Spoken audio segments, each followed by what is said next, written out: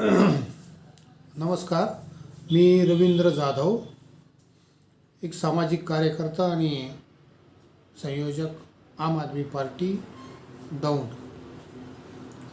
मित्रांनो, 2023 हे वर्ष आता थोड्याच तासामध्ये संपत आहे आणि आपण सर्वजण 2024 या वर्षामध्ये, नवीन वर्षामध्ये पदार्पण करीत आहोत.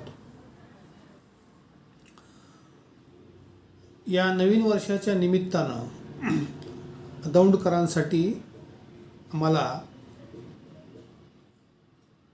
एवढंच सांगायचं आहे की गेले 30-35 वर्ष आपण आपला दौंड तालुका, आपलं दौंड शहर हे इतर तालुक्याच्या मानाने मागास का राहिलं, विकासाच्या दृष्टीने मागास का राहिलं, या दृष्टीने आपण ह्या 2024 सालाच्या सुरुवातीला विचार करणं गरजेचं आहे. आपल्याकडे दौंड तालुक्यासाठी निसर्गाने भरभरून दिलेला आहे. एका बाजूला भीमा नदी वाहते आहे, दुसऱ्या बाजूला खडकवासलाचा कालवा वाहतो आहे. रेल्वेचं दौंड जंक्शन महत्त्वाचं जे स्टेशन आहे ते आपल्या शहरात आहे. SRPचे 2 मोठे ग्रुप्स आपल्या शहरात आहेत. पुणे बेंगलोर महामार्ग दौंड शहरापासून 10 किलोमीटरच्या अंतरावर व दौंड तालुक्याच्या अनेक भागातून जाणारा हा महामार्ग आपल्याकडं अस्तित्वात आहे. रेल्वेचा फार मोठा स्टाफ आपल्याकडं दौंडमध्ये स्थायिक झालेला आहे. हे सर्व जमेच्या बाजू असताना आपला दौंड तालुक्याचा, शहराचा विकास इतर तालुक्याच्या शहराच्या मानाने का झाला नाही याचा विचार आपण या नवीन वर्षात करणं गरजेचं आहे. मित्रांनो, आपल्याकडे सर्व साधन सामुग्री, नैसर्गिक आपल्याकडे गोष्टी असताना सुद्धा आपल्या शहराचा, तालुक्याचा विकास इतर तालुक्याच्या मानाने का मागं पडला याचा विचार आपण सर्वांनी केला पाहिजे. आत्मपरीक्षण केलं पाहिजे. मी सांगायची गरज नाही. इतर तालुके जर विकासाच्या मानाने सर्व क्षेत्रात जर पुढे असतील, अग्रेसर असतील, तर आपल्याकडं सर्व साधन सामुग्री असताना सुद्धा आपण मागास का राहिलो याचा विचार आपण सर्वांनी केला पाहिजे.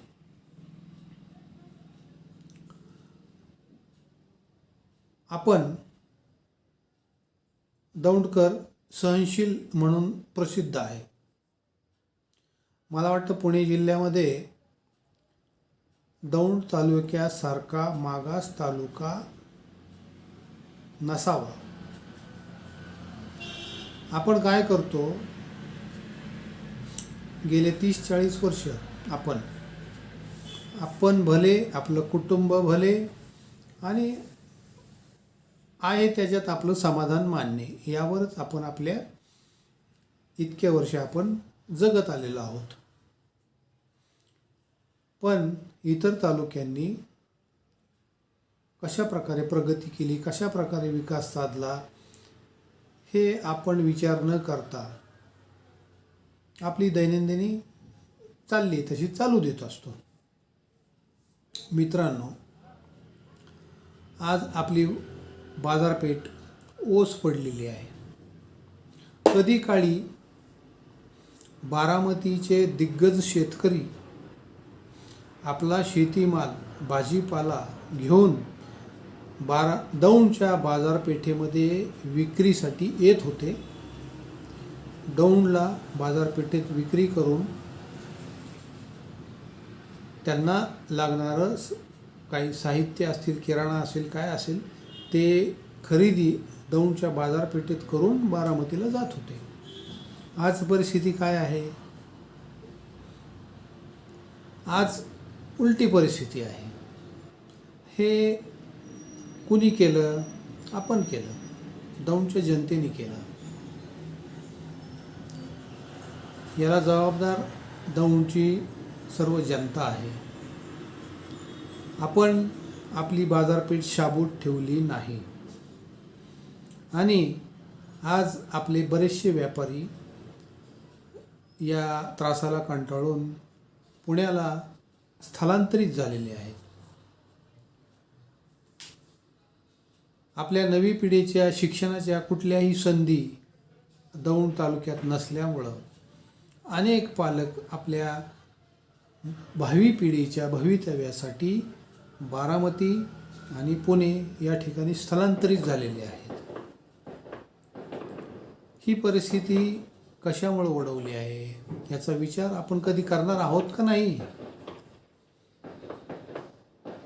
मित्रांनो, गेले 30-40 वर्ष आपण सक्षम प्रतिनिधी निवडून देत नसल्यामुळं ही परिस्थिती आपल्यावर ओढवलेली आहे. 2024 सार्वत्रिक निवडणुका होणार आहेत. त्यामध्ये लोकसभा आहे, विधानसभा आहेत, स्थानिक स्वराज्य संस्था आहेत. या निवडणुका पुढच्या 2024 होणार आहेत. त्यावेळेस कमीत कमी पुढील 5 वर्षामध्ये कमीत कमी आपण इतर तालुक्याच्या विकासाच्या दृष्टीने पुढचं पाऊल टाकू, काहीतरी आपल्या तालुक्याच्या शहराचा विकास करू, या दृष्टीने आपण आपले लोकप्रतिनिधी निवडून दिले पाहिजे. ही साधी गोष्ट आहे. किती दिवस आपण येरे मारे माझ्या मागल्या म्हणून तेच करत बसणार? काही किरकोळ आमिषाला बळी पडायचं, तात्पुरत्या काही देवाणघेवाणीला बळी पडायचं आणि आपल्या भवितव्याचं, आपलं जाऊ द्या पण आपल्या पुढच्या पिढीच्या भवितव्याचं आपण वाटोळं करून घेत आहोत. हे तरी आपल्याला आता समजलं पाहिजे, उमगलं पाहिजे.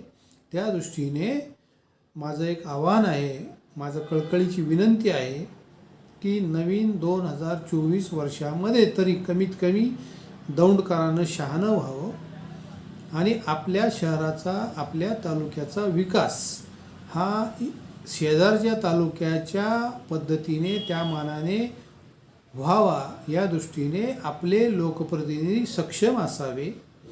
या दृष्टीने कुठल्याही आमिषाला बळी न पडता आपण योग्य उमेदवार विधानसभेला असेल, लोकसभेला असेल किंवा स्थानिक स्वराज्य संस्थेला असेल, योग्य उमेदवारांची निवड जर आपण केली तरच आपल्या शहराचा आणि तालुक्याचा विकास या पुढील काळामध्ये होऊ शकतो. अन्यथा आपल्याला अनेक वर्षे जे सहन करत आपण आलेलो आहोत तेच पुढील अनेक वर्ष सहन करावं लागेल आणि भावी पिढीचं भवितव्य आपण बर्बाद करत आहोत, हे आपल्या सर्वांनी लक्षात घेतलं पाहिजे. तर माझी पुन्हा एकदा विनंती आहे की नवीन वर्षाच्या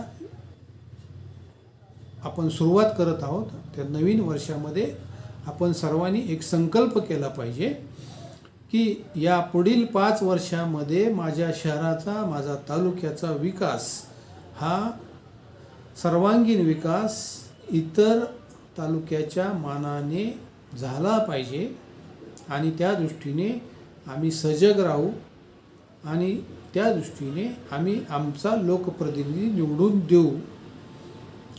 हा एक साधा विचार आपण सर्वांनी केला पाहिजे आणि ठाम निश्चय केला पाहिजे की माझं शहर, माझा तालुका हा शेजारच्या तालुक्या इतकाच सक्षम झाला पाहिजे, इतकाच प्रगतिशील झाला पाहिजे, तेवढाच त्याचा विकास झाला पाहिजे, सर्व क्षेत्रामध्ये त्याचा विकास झाला पाहिजे आणि माझ्या भावी पिढीचं भवितव्य, माझ्या व्यापारी बंधूंचं भवितव्य, बाजारपेठेचं भवितव्य आणि एकंदरीत सर्वांगीण विकास हा माझ्या शहराचा, तालुक्याचा झाला पाहिजे. हा एक विचार घेऊन आपण पुढच्या वर्षात पदार्पण करू.